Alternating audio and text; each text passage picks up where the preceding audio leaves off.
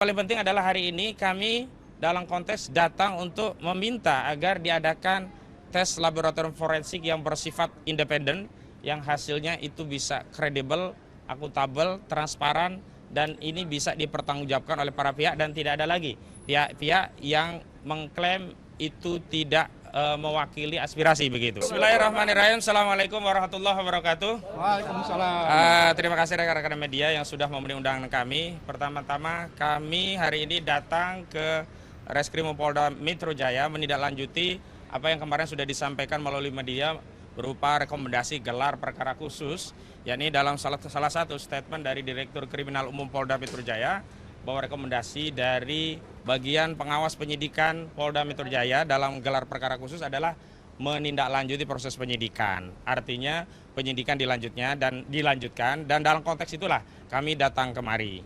Pertama yang kami inginkan adalah nanti melalui surat yang resmi kami kirimkan adalah rilis resmi surat yang dikirim oleh bagian pengawas penyidikan kepada kami. Karena meskipun sudah ada konferensi pers yang diadakan oleh Polda Metro Jaya terkait hasil gelar perkara khusus, namun bagi kami selaku pendumas yang memohon adanya gelar perkara khusus itu sampai hari ini belum menerima resmi ya surat dari bagian pengawas penyidikan. Ini berbeda sekali dengan di Barreskrim Mabes Polri. Saat itu justru sebelum pihak Barreskrim mengumumkan hasil konferensi pers tentang gelar perkara khusus yang ujungnya menghentikan penyelidikan di Barreskrim, kami justru dikirimkan resmi oleh Biro Pengawas Penyidikan di Barreskrim. Mungkin ada perbedaan tindakan ya dari sisi profesionalisme, tentu karena kita mencintai institusi Polri, kita ingatkan bareng-bareng.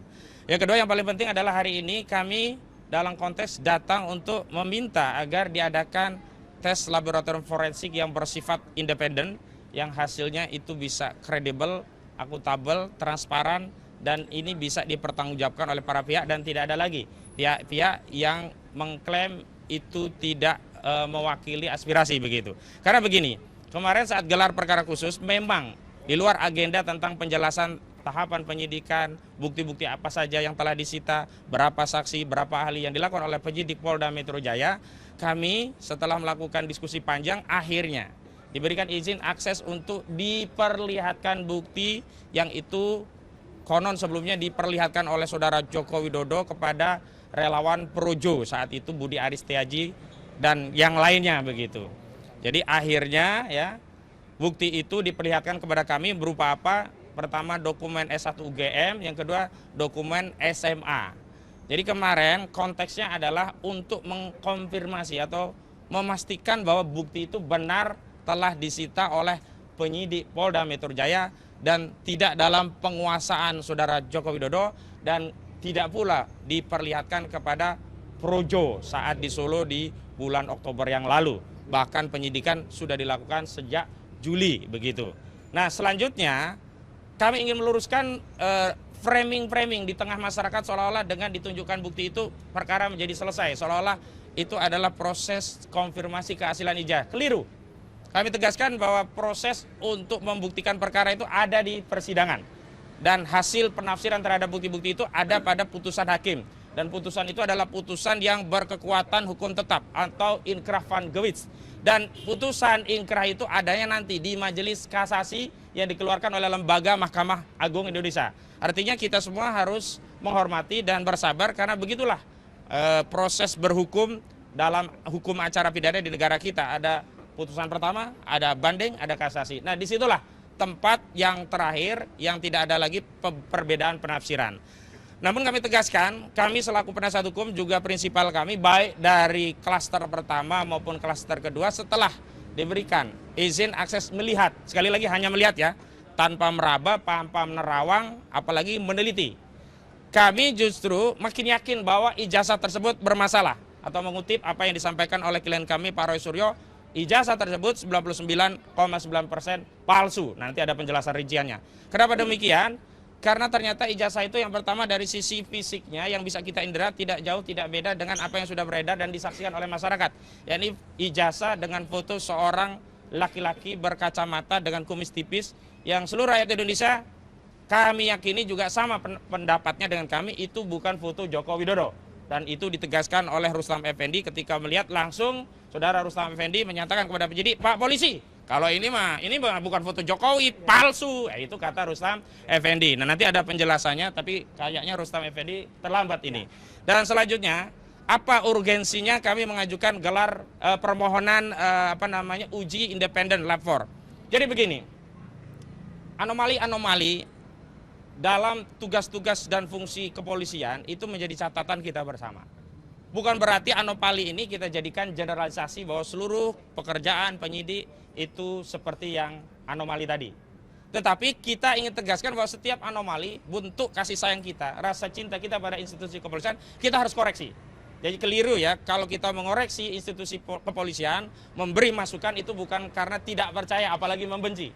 Tapi kita ingin institusi kepolisian bekerja secara profesional, melayani semua pihak, bersikap adil, transparan, tindakannya kredibel, dan tentu saja akuntabel, begitu. Apa yang menjadi rujukan? Bahwa akhir-akhir ini dalam satu dasawarsa atau setidaknya dalam 2 periode kepemimpinan Saudara Joko Widodo, atau lebih spesifik saat Polri ini dipimpin oleh Listio Sigit Prabowo, sebelumnya oleh Tito Karnavian, itu banyak sekali anomali. Di antaranya apa? Kasus-kasus yang ternyata versi kepolisian itu bermasalah. Kasus Vina Cirebon, kasus Kopi Sianida, kasus KM50. Dan yang paling penting adalah rujukan kami adalah kasus pembunuhan seorang anggota kepolisian berpangkat brigadir, yakni Brigadir Joshua Huta Barat yang ditembak mati oleh Barada Eliezer Budiang Tumeu atas perintah seorang Kadif Propam Mabes Polri, yakni Irjen Pol Verdi Sambo. Kita ketahui peristiwa itu awalnya dinarasikan oleh Kepala Bagian Penerangan Umum. Saat itu Brigjen Muhammad Ramadan dari Mabes Polri, itu peristiwanya adalah tembak-menembak. Dan sudah ada hasil forensik dari internal kepolisian melalui dokter di internal kepolisian, melalui proses autopsi di internal kepolisian. Hasilnya adalah itu tembakan dari peristiwa tembak-menembak. Tetapi apa? Setelah dilakukan pengujian secara komprehensif dengan pendekatan crime scientific investigation, ternyata setelah dilakukan forensik ulang oleh kedokteran Universitas Indonesia, hasilnya berbeda. Yakni hasilnya ternyata luka yang diakibatkan tembakan itu adalah luka akibat tembakan dengan jarak yang dekat. Dan setelah itu baru terungkap pengakuan Barada Eliezer Budiang Tumeu yang mengaku bahwa dirinya tidak melakukan tembak-menembak seperti yang dinarasikan oleh institusi kepolisian melalui Kepala Bagian Penerangan Umum institusi kepolisian, tetapi dia diperintah oleh Saudara Verdi Sambo untuk menembak mati Brigadir Joshua Huta Barat. Nah, setelah dilakukan penyidikan ulang, kasusnya berubah jadi kasus pembunuhan berencana. Karena itu kami melihat bahwa hasil forensik dari Bareskrim saja tidak cukup. Kenapa? Karena anomali yang terjadi pada kasus Barada itu juga mungkin bahkan potensial terjadi di kasus ijazah palsu. Asumsinya sederhana.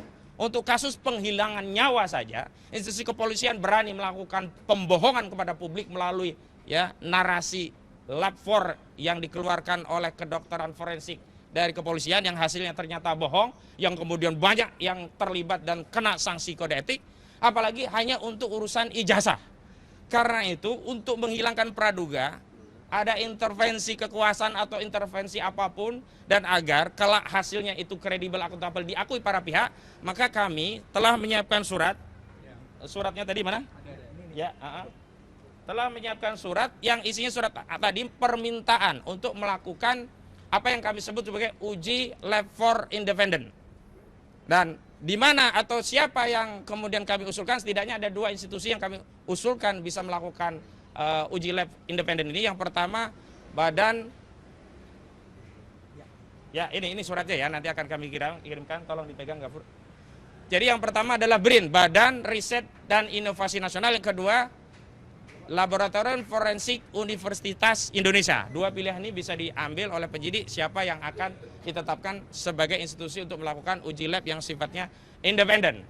Lalu ada yang bertanya tentang apa dasar hukumnya, hukum acaranya. Memang benar di dalam KUHP tidak diatur adanya uji lab 4 yang sifatnya independen. Sebagaimana dahulu tidak diatur bagaimana kepolisian melakukan uji ulang lab 4 berkaitan dengan otopsi ijazah Brigadir Joshua Huta Barat. Artinya ini pembunuhan ya. Artinya 2 kasus ini bisa menjadi kasus Brigadir Joshua Huta Barat bisa jadi referensi. Ternyata ada preseden sepanjang kepolisian ada kebijakan untuk melakukan itu, Itu dimungkinkan karena segala tindakan dalam proses penyidikan itu semuanya ada pada wewenang penyidik, yakni institusi kepolisian.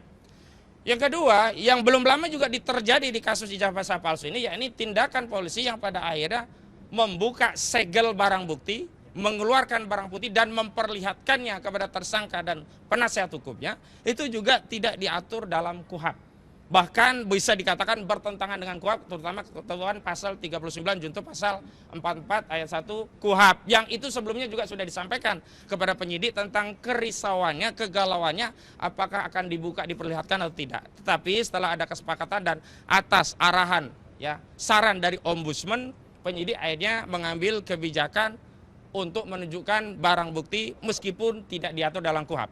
Nah, karena itu dalam konteks tes laboratorium forensik independen ini kebutuhannya hanya satu saja, tinggal kebijakan dari kepolisian apakah akan bersikap bijak dengan menyerap aspirasi masyarakat yang hari ini juga ragu-ragu, bahkan makin yakin ijazah itu palsu. Karena apa? Setelah diketahui bahwa fotonya sama dengan yang ada di tengah masyarakat, yang masyarakat meyakini mustahil itu foto Joko Widodo, mengutip apa yang disampaikan oleh Rustam Effendi itu bibir bukan bibir Jokowi, itu mata bukan mata Jokowi, itu alis bukan alis Jokowi, bahkan kumis tipis itu mustahil milik Joko Widodo begitu.